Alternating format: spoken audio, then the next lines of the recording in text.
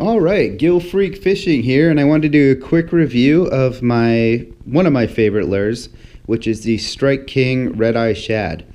So I have a few different versions here, and the two sizes I generally buy are the 1/4 ounce and the 1/2 ounce. So here you have a 1/4 ounce version, and then here's the 1/2 ounce. And the 1/2 ounce is definitely the most popular one on the market in regards to the red eye shads. Then they even go up to a 3/4 ounce, which I've never bought before. It is pretty big. I've always had really good luck with the sizes that I have here. So all these lures have free floating rattles, and they're not too loud but not too quiet. You know, some people I've seen online complain that they're actually not loud enough, but I don't really see a problem with them. So they come right out of the package with VMC treble hooks, and I gotta say these hooks kind of suck. But you know, you can change them out. I have changed them out before. The one problem with these hooks is that they straighten out really easily. So you get them caught on something, or even if you don't set your drag right and you catch a big fish, you can really straighten out the hooks and lose your fish. You can see here, this hook is actually bent out, and I believe that this was only caught on a you know, a small snag, you know, in the water. But one positive thing about the lower end hooks is that you can retrieve your bait if you do get it snagged. You can always bend those hooks and get it back, and then obviously you have to replace the hooks later. Yeah,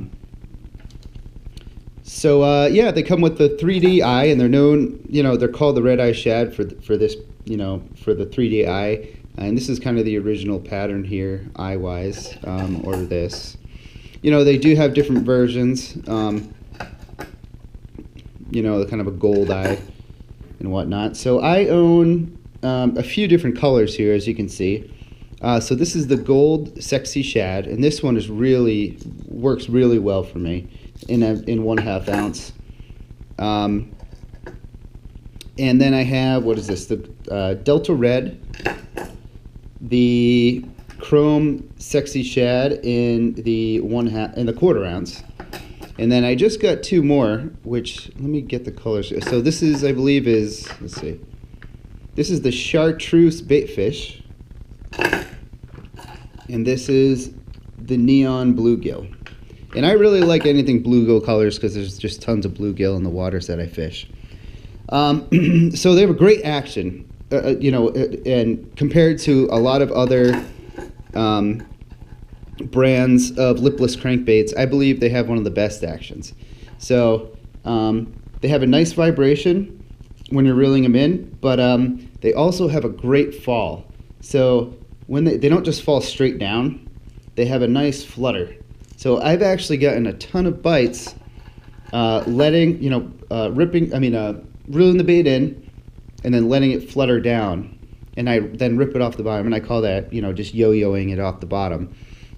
And I get a ton of bites right on the fall. And one other thing that's not quite so good about these baits is the kind of poor paint job.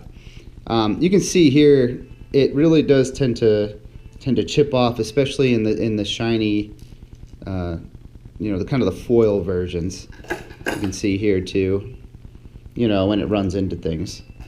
That to me is not a huge deal. This bait still catches tons of fish, even though the paint is all, chipped off. So I don't really care about that much, but some people do complain about that online.